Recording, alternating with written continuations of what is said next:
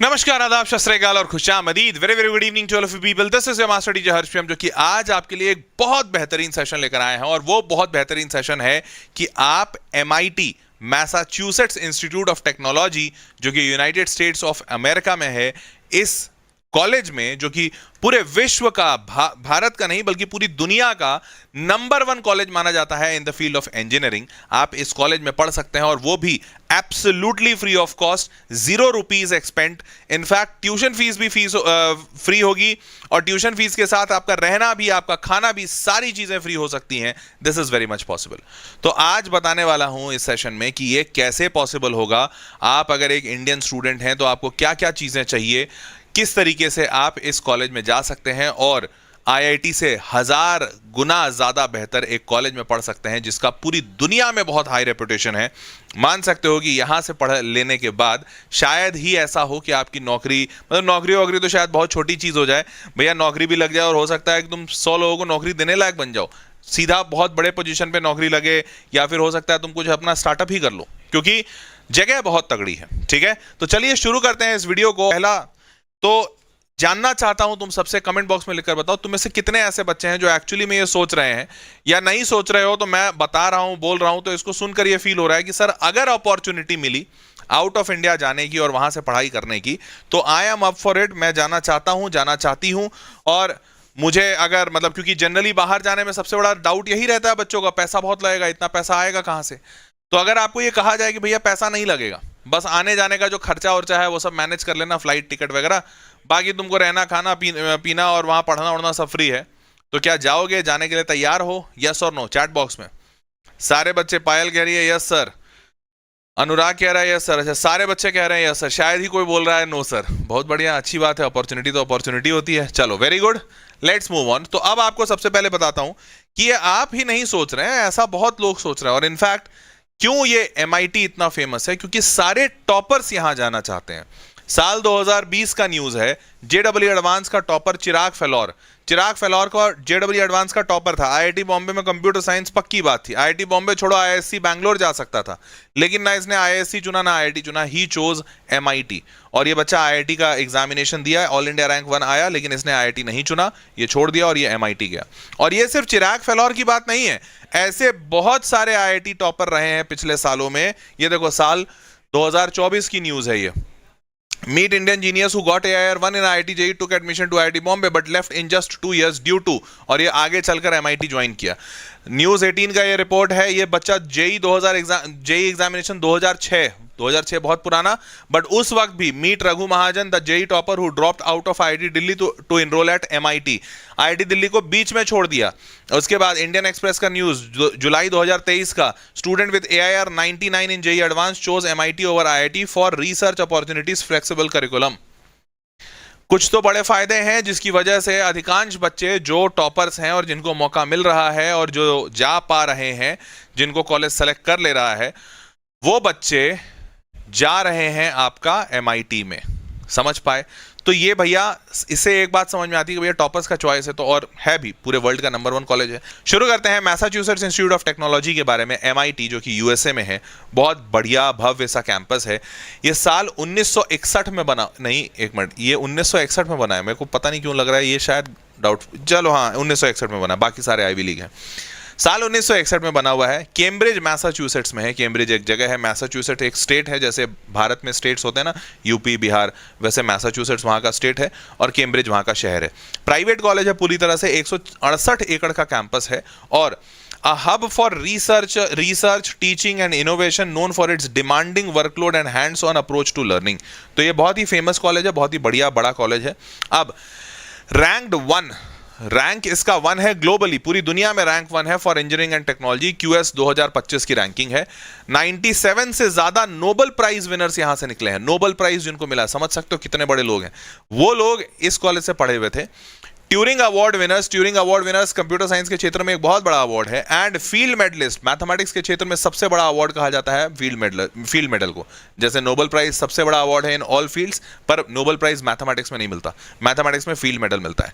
And alumni and faculty, one of the world's best program, artificial intelligence, machine learning, robotics, quantum computing, सारी चीजें यहाँ पर, मतलब बहुत इनफैक्ट आपको बता दूं, शायद पता नहीं हो, नहीं, वो MIT का नहीं, हार्वर्ड का था शायद, मैं भूल गया, चलो ठीक है। Internship with Google, Apple, SpaceX, क्योंकि यहाँ से जब तुम पढ़ रहे हो ना तो फिर ये बहुत छोटी बात हो जाएगी कि तुम्हारा इंटर्नशिप गूगल में लग गया, एप्पल में लग गया। वो गूगल एप्पल के लिए बड़ी बात है कि भैया उनका MIT का कोई बच्चा आ रहा है उनके यहाँ इंटर्नशिप करने। स्टूडेंट्स फ्रॉम 120 प्लस कंट्रीज, ये बहुत अच्छी बात है कि भैया 120 से ज्यादा कंट्रीज के बच्चे यहाँ पढ़ते हैं, तो डाइवर्सिटी आपको बहुत ज्यादा मिलेगी। उसके बाद how hard it is to get into Harvard, तो अनडाउटेडली कोई इतना बढ़िया कॉलेज है तो वहाँ हार्ड बहुत होगा जाना, तो इजी नॉर्मल तो नहीं है, हार्ड बहुत है यहाँ जाना। अब कितना हार्ड है, क्या करना पड़ेगा, देख लो डेटा क्या कहता है। तो पहला, अंडर ग्रेजुएट एक्सेप्टेंस रेट इनका 4.5% है, मतलब आप मान के चलो 200 बच्चा अप्लाई करेगा तो 9 बच्चा सेलेक्ट होगा, 9 स्टूडेंट्स आउट ऑफ 200 स्टूडेंट्स। तो हार्ड तो है, लेकिन ऑब्वियसली IIT से कम हार्ड है, क्योंकि IIT में एक्सेप्टेंस रेट 1% या उससे भी कम है, तो IITs के हिसाब से तो काफी आसान है। उसके बाद ग्रेजुएट एक्सेप्टेंस रेट 11% है। ग्रेजुएट मतलब अंडर ग्रेजुएट मतलब बैचलर्स की डिग्री, ग्रेजुएट का मतलब मास्टर्स की डिग्री, तो मास्टर्स की डिग्री में 11% बच्चे एक्सेप्ट हो जाते हैं, 200 में से 22 बच्चे, वहां अच्छा है। इंटरनेशनल स्टूडेंट एक्सेप्टेंस रेट बहुत कम है, 1.9%, मतलब IITs के आसपास या उससे हल्का सा ज्यादा। ऐसा इसलिए है क्योंकि इंटरनेशनल लेवल पे बहुत कम बच्चे होते हैं। अब जैसे इंटरनेशनल में तो पूरी दुनिया आ गई ना, सिर्फ भारत थोड़ी है। अब जैसे बच्चा यहाँ पे जिम्बाब्वे से भी अप्लाई करता होगा, साउथ अफ्रीका से भी, घाना से भी, और ऐसे सारे, रशिया से, स्विट्जरलैंड से, सब जगह से। तो कुछ देश में पढ़ाई लिखाई का स्तर अच्छा है, पर कुछ देशों में पढ़ाई लिखाई का स्तर बहुत ही खराब है। तो इसकी वजह से इंटरनेशनल स्टूडेंट परसेंटेज काफ़ी कम है, क्योंकि जो सारे लोग अप्लाई करते हैं उसमें से बहुत कम बच्चे सेलेक्ट होते हैं। परंतु भारत में पढ़ाई की शिक्षा का स्तर तो बहुत अच्छा है। एक्सेप्टेंस के लिए और क्या क्या चाहिए वो मैं अभी आपको बताऊंगा। Percentage requirement, no official minimum percentage, ये सबसे बड़ी बात है। और इनफैक्ट अभी आपको पूरा जब बताऊंगा डिटेल तो आपको समझ में आएगा कि विदेशों में कॉलेजेस इस बात पे कम ध्यान देते हैं कि बच्चा एकेडमिकली कितना स्ट्रांग है। मतलब वो एक पॉइंट होता है, बट वो इनका छोटा पॉइंट होता है। अगर मान लेते हैं आप एकेडमिकली स्ट्रांग नहीं भी हैं, पर मान लीजिए आपने ना क्रिकेट में नेशनल लेवल पे प्ले किया है, आपने ना कुछ ऐसा धाकड़ सा मचाया है, ये ज्यादा चांसेस है कि आपको ले लेंगे। क्योंकि ये सारे के सारे विदेश के कॉलेज, मैं तो बहुत रिव्यू करता रहता हूं, और तो मैंने हर जगह देखा है मेजॉरिटी कॉलेज जो विदेश का होता है उसका एक इंपॉर्टेंट पॉइंट होता है, बच्चा काबिल होना चाहिए। जरूरी नहीं कि काबिलियत फिजिक्स केमिस्ट्री मैथ्स में दिखे। बच्चा अगर वायलिन बहुत अच्छा बजाता है, पियानो अच्छा बजाता है और बहुत नेशनल इंटरनेशनल लेवल पे फेमस है, वो इसको ले लेंगे, क्योंकि बच्चे में काबिलियत होनी चाहिए, ये जरूरी है इनके लिए। तो आप ये ध्यान दीजिएगा, यहाँ पे कोई मार्क्स का ऐसा कोई फिक्स्ड क्राइटेरिया नहीं कि इतना % नंबर चाहिए। उसके बाद और स्टैट्स ये देखिए, टोटल इस अक्टूबर 2024 तक, ये इन्हीं के वेबसाइट से निकाला हूं, MIT में 11,886 बच्चे पढ़ रहे थे, ठीक है। अंडर ग्रेजुएट मतलब जो बैचलर्स कर रहे हैं वो 4,535, मतलब 38%, 38% बच्चे इनके अंडर ग्रेजुएट हैं, 62% बच्चे यहाँ पे मास्टर्स कर रहे हैं, ठीक है। और उसके बाद इंटरनेशनल स्टूडेंट्स इनमें 3430 हैं, मतलब टोटल जितना बच्चा है उसका 29% बच्चा इंटरनेशनल है, 29% बच्चा, ठीक है। रेस्ट 71% बच्चा इनका US का ही होगा है। आगे बढ़ते हैं। आप भारतीय कितने हैं ये जरूरी है।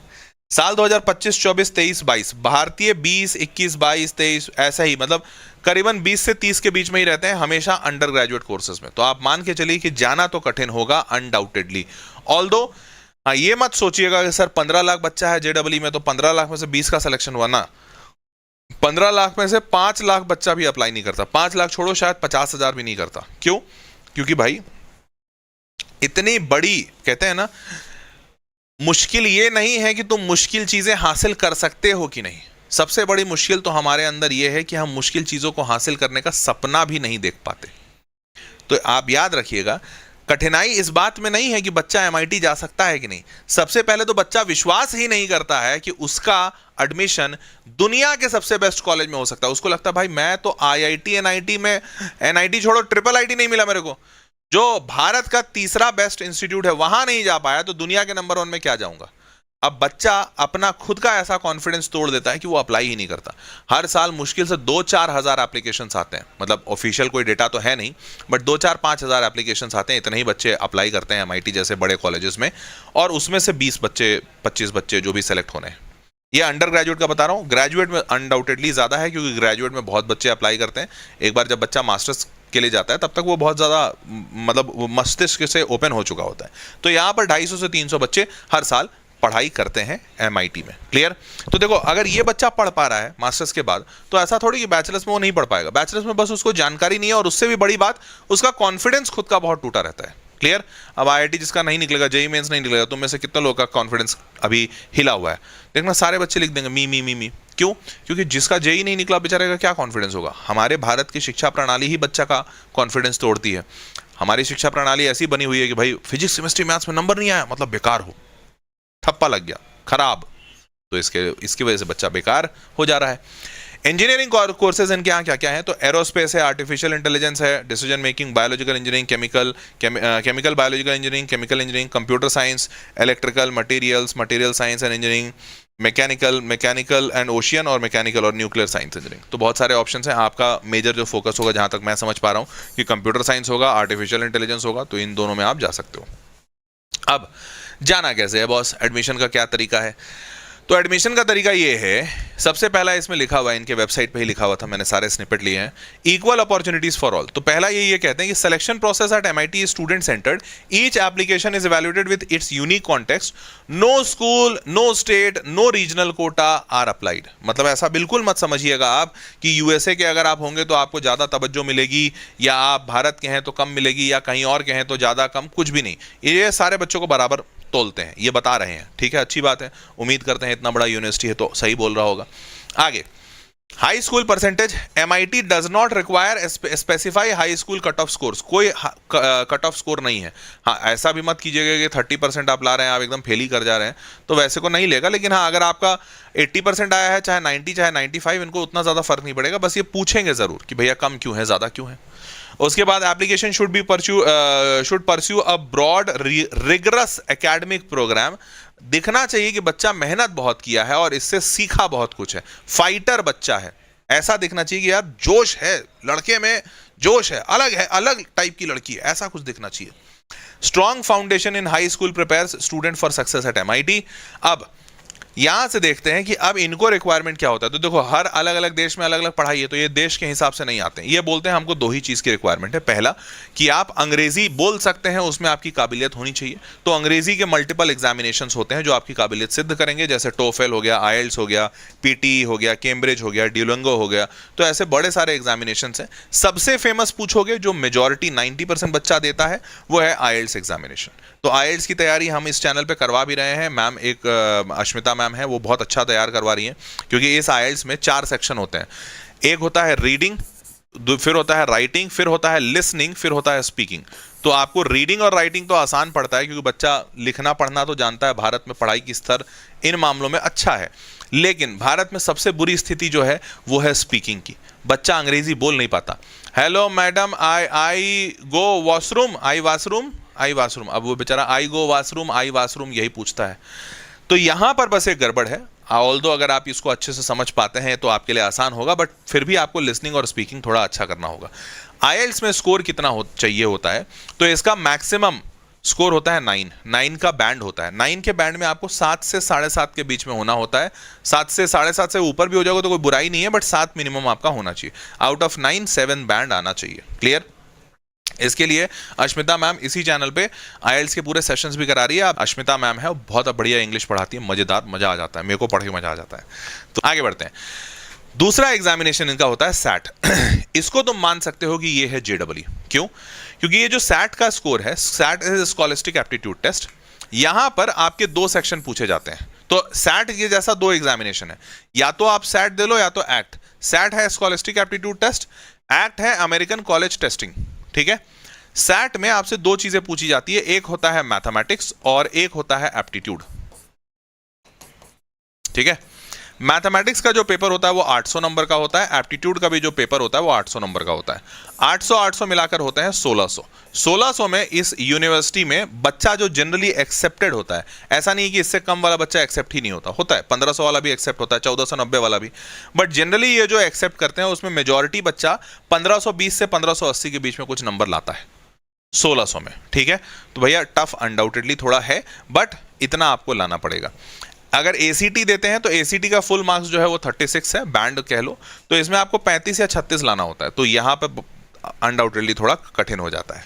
अब आपको चाहिए क्या इस कॉलेज में? तो ये आपको दो चीजें चाहिए, पहले तो इंग्लिश का प्रोफिशिएंसी आपको सिद्ध करना होगा और दूसरा फिर आपको दिखाना होगा कि हाँ भैया आप काबिल हैं। अब आप जेडब्ल्यू के स्कोर्स भी दिखा सकते हैं, बट ये जेडब्ल्यू से ज्यादा इंपॉर्टेंट इन स्कोर्स को देखते हैं, सैट और एक्ट का स्कोर, दोनों में से कोई एक दे दो। अब इनको इसके अलावा कुछ और डॉक्यूमेंट्स चाहिए और ये सबसे जरूरी डॉक्यूमेंट्स हैं। पहला, ऑफिशियल स्कूल ट्रांसक्रिप्ट्स, मतलब आपने स्कूल में जो भी परफॉर्मेंस किया आपका रिपोर्ट कार्ड बनता है। बट अब भारत में रिपोर्ट कार्ड अलग बनाते होंगे, यूएसए में अलग तरीके से बनाते होंगे, न्यूजीलैंड में अलग बनाते होंगे, ऑस्ट्रेलिया में अलग बनाते होंगे। तो ये लोग क्या कहते हैं कि भैया आपका स्कूल का जो भी ऑफिशियल डॉक्यूमेंट है उसका ट्रांसक्रिप्ट दे दीजिए, कि मतलब मोटा मोटी ब्यौरा लिखकर हमको दे दीजिए कि हाँ ये ऐसा हुआ, हम 9th में अपना क्लास टॉपर बने, क्लास में इतना बच्चा था, या फिर हम अपना डिस्ट्रिक्ट टॉपर बने, जो भी है आप पूरा स्कूल का रिकॉर्ड दीजिए। फिर लेटर ऑफ रिकमेंडेशन, ये सबसे जरूरी चीज है। पता है ये जो बड़े कॉलेजेस हैं ये इस पे सबसे ज्यादा वेटेज रखते हैं। क्या? लेटर ऑफ रिकमेंडेशन का मतलब होता है कि कोई इंसान आपके बारे में बताए और अच्छी बातें बताए। वो कोई इंसान कौन हो सकता है? तो लेटर ऑफ रिकमेंडेशन हमेशा किसी ऐसे इंसान का मान्य होता है जो रेस्पेक्टेबल और रेप्यूटेड पोजीशन पे है। जैसे फ्रॉम स्कूल में, अगर आप मान लेते हैं स्कूल में है, तो स्कूल में आपके मैथ्स टीचर हो गए, साइंस टीचर हो गए, या कोई सोशल साइंस के टीचर हो गए, मतलब आपके टीचर्स आपके बारे में अच्छा बोले क्योंकि सबसे ज्यादा वही आपको जान रहे हैं। और अदरवाइज अगर आपका जान पहचान है तो भारत में आपको पता होगा कि भारत क्या विश्व भर में डॉक्टर्स की बड़ी इज्जत होती है। कोई डॉक्टर आपके बारे में कुछ अच्छा लिख दे जिनको आप जानते हैं, या फिर कोई आईएएस आईपीएस ऑफिसर, क्योंकि आईएएस आईपीएस ऑफिसर्स को पूरी दुनिया में जाना जाता है कि भैया भारत में ये सबसे उच्च पद है पढ़ाई लिखाई करने के बाद। तो ऐसा कोई इंसान जो बहुत पढ़ा लिखा सम्माननीय पोजीशन पे बैठा हुआ कोई आदमी है, वो आपके बारे में अच्छा कुछ लिखता है, लेटर देता है आपका रिकमेंडेशन का कि भैया इस लड़के को हम जानते हैं, इस लड़की को हम जानते हैं, बहुत अच्छी लड़की है, आगे चलकर बहुत अच्छा नाम कमाएगी, हमको लगता है ये आपके एमआईटी में बहुत अच्छा पढ़ेगी, आपका फायदा होगा, वगैरह वगैरह। तो वो रिकमेंडेशन बहुत स्ट्रांग काम करता है। ठीक है, ये दूसरी चीज। उसके बाद तीसरा, सैट या एक्ट का स्कोर जो अभी आपको पीछे दिखाया, इंग्लिश प्रोफिशिएंसी टेस्ट, मतलब आईएलटीएस टोफल कुछ भी दे लो, ये दो चीज। उसके बाद एक ऐसे होता है, पता है ये भी बड़ा इंपॉर्टेंट है।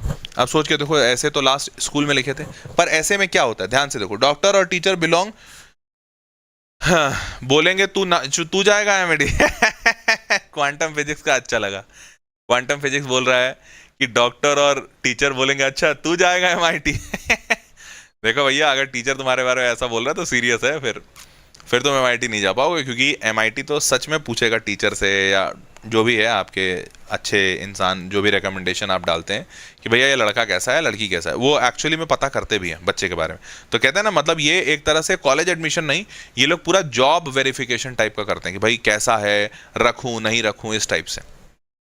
उसके बाद यहाँ पर एक ऐसे देते हैं, 5 short essays as a part of application. आपको 5 शॉर्ट ऐसे लिखना होता है। अब ऐसे में क्या लिखना होता है, तुमको पता है, तुमसे सवाल पूछेंगे कि why do you think that you should be given a chance at MIT, क्यों लगता है। फिर तुमसे ये पूछेंगे, मतलब एग्जाम्पल दे रहा हूं, इसके अलावा भी थोड़ा कुछ और पूछ सकते हैं कि आपको क्यों लगता है कि आपको इस ही प्रोग्राम में सीट दी जानी चाहिए, या आपको क्या लगता है कि आप अगर एक अच्छे इंजीनियर बन जाओगे एमआईटी से तो आप समाज को क्या लौटा पाओगे।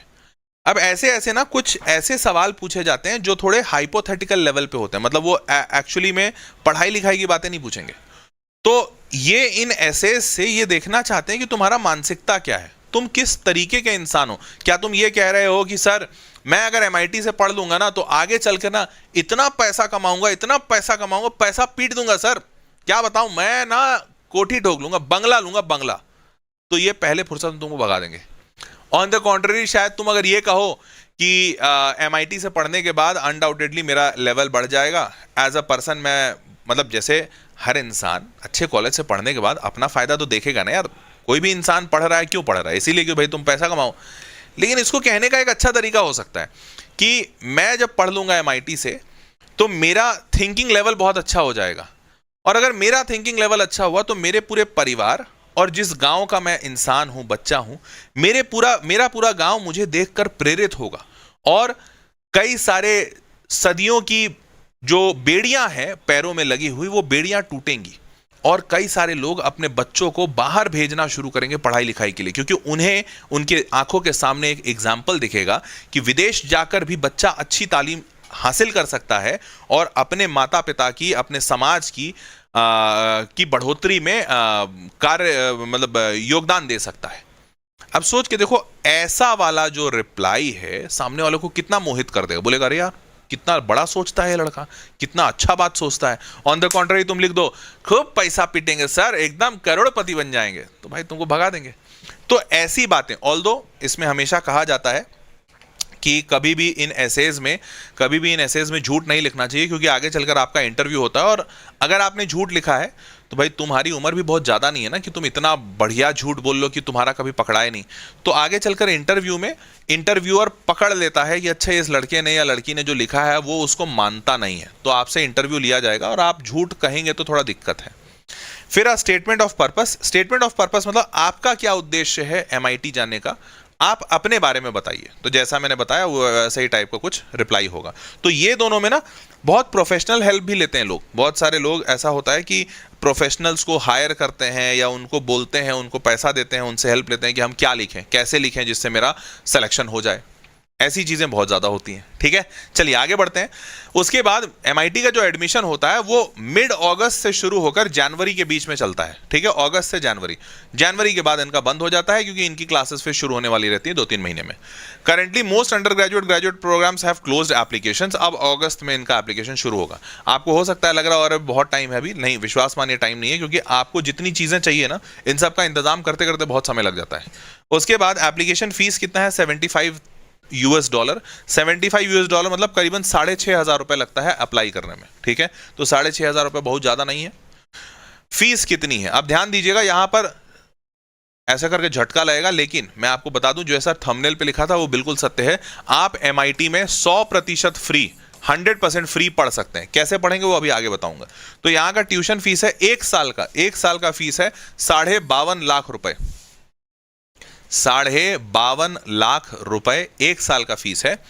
इसमें हाउसिंग, रहने का जो खर्चा है वो $13,000 है। 13,000 मतलब रफली आप मान लो 12 लाख रुपए के आसपास, 12-13 लाख रुपए। तो 12 लाख रुपए के आसपास रफली आपको रहना होगा, मतलब हर महीने का लाख रुपए लगेगा, 1 लाख रुपए महीना। खाने का जो खर्चा है वो $7,000 है, मतलब रफली आप मान के चलो 50 से 60,000 रुपए महीना लगेगा खाने का। तो आप समझ पाए होगे 52 लाख रुपए मतलब रफली 4-4.5 लाख रुपए लगा पढ़ने का महीने का। 4.5 लाख, 1 लाख, 5.5 लाख और 50,000, 6 लाख रुपए महीना रफली। 72 लाख रुपए है, देखो एक साल का कोर्स, 72 भगा 12, 12 छक्का 72, हाँ, तो 6 लाख रुपए रफली हर महीने का आपका खर्चा है, अगर आप पूरा पैसा देकर पढ़ते हो तो। और इसीलिए जो बच्चा काबिल नहीं होता वो MIT में पढ़ता नहीं। क्यों? क्योंकि अगर काबिल नहीं होगा और सोचेगा कि पैसा देकर पढ़ ले, बहुत कम चांसेस। और इसीलिए एक और बात आपको बताता हूं, MIT का इतना फीस है, इतना ज्यादा फीस है कि इस MIT में करीबन पहला तो यहां पे लिखा हुआ है 100% फीस देते हैं। इस MIT में करीबन 58%, कितना दिख रहा है, अबाउट 58%, ये MIT के वेबसाइट से निकाला हूं, about 58% of our under graduate receive MIT scholarship. करीबन 58% बच्चा यहां पर स्कॉलरशिप पे पढ़ रहा है। 60% रफली मांग लो, जाहिर सी बात है भाई, इतना पैसा मांग रहे हैं, ये अमेरिका के हिसाब से भी बहुत ज्यादा है। 72 लाख रुपए एक साल में मांग रहे हैं, 4 साल का नहीं। 4 साल का मांगे होते तब इंसान को अपना पूरा किडनी कलेजा बेचना होता। ये 4 साल का, 1 साल का मांग रहे हैं 72 लाख रुपए। ठीक है, तो 72 लाख रुपए में तो जाहिर सी बात है आम बच्चा नहीं पढ़ पाएगा। और इसीलिए यहां पर 58% बच्चा स्कॉलरशिप पे पढ़ता है। खाली पैसा मिलता कितनों से है, 42% से। कुछ होंगे 42% अमीर वाले, वो देते हैं पैसा। ठीक है, तो 56 लाख रुपए जो स्कॉलरशिप, और एवरेज स्कॉलरशिप, मीडियन स्कॉलरशिप क्या है, जनरली जो बच्चों को, मैक्सिमम बच्चों को मिलता है वो साल का 56 लाख रुपए मिलता है। 72 में से 56 मिल जाता है मेजॉरिटी बच्चों को। बाकी जो थोड़ा बहुत ऊपर नीचे है उतना मैनेज हो मतलब लोग फिर भी कर लेते हैं। क्लियर? और बहुत सारे और स्कॉलरशिप भी हैं। तो जैसे देखो यहाँ पर लिखा है ना, meeting, we are committed to meeting 100% of demonstrated financial need for international student just as we offer for domestic student. तो इनकी वेबसाइट पे लिखा हुआ है कि अगर बच्चा सेलेक्ट हो जाता है तो हम फिर वो अपनी जिम्मेदारी लेते हैं कि अगर बच्चा सेलेक्ट हो गया है और उसके पास पैसा नहीं है तो ये फिर हमारी नैतिक जिम्मेदारी बनती है कि हम उस बच्चे को किसी तरीके से फाइनेंशियल नीड उसका पूरा करें ताकि वो पढ़ सके। पढ़ाई में किसी बच्चे को पैसे की वजह से रुकावट नहीं होनी चाहिए। तो जो एकदम अच्छा वाला जो आइडियल सिचुएशन होता है वो ये फॉलो करने की कोशिश करते हैं, और दिख भी रहा है, वो डेटा से दिख रहा है कि हाँ भैया रफली 60% बच्चों को स्कॉलरशिप मिल रहा है। चलिए अब एक और चीज यहां पर लिखी हुई है, और वो स्कॉलरशिप मिलने का क्राइटेरिया क्या है, ध्यान से सुनो, मजा आ जाएगा। तो क्या लिखते हैं ये पूरा इसमें लिखा हुआ है, आप भी पढ़ लीजिएगा, इनके वेबसाइट से ही मैंने क्या कहते हैं उठाया है, आप भी वेबसाइट चेक कर लीजिएगा, FACTS facts.mit.edu, एजुकेशन वाला edu। तो ये जो पूरी चीज लिखी हुई है मैं बता दे रहा हूं, ये लिखा हुआ है यहाँ पे, इंपॉर्टेंट लाइंस को मैं मार्क करता हूं। We meet 100% of families demonstrated need through फलाना ढिमकाना इन द ईयर 2023, हाँ यहाँ पे, starting in the fall 2025, fall 2025 मतलब अभी जो अक्टूबर वाला जो क्लास शुरू होगा अगस्त के बाद 2025, student with family income under $200,000 and typical assets will attend MIT tuition free, and families whose total income is less than $100,000 are not expected to contribute toward their students MIT education। मतलब कोई भी बच्चा जिसके परिवार की सालाना आय $100,000 से कम है, $100,000 कितना होता पता है, 85 लाख, रफली 85 लाख रुपए पर एनम। तो क्या तुम्हारे माता पिता की सैलरी 85 लाख पर एनम से कम है? जरा चैट बॉक्स में बताओ। तो 85 लाख पर एनम से अगर आपके माता पिता की सैलरी कम है, मेरे को तो लगता ही नहीं है कि कोई भी, मतलब शायद ही होगा कोई, मैं तो बस देखना चाहता हूं चैट बॉक्स में कोई एक भी ऐसा बच्चा है जिसके माता पिता की सालाना सैलरी इतनी कहां होती है? मैंने तो नहीं सुना, बिजनेस जरूर हो सकता है।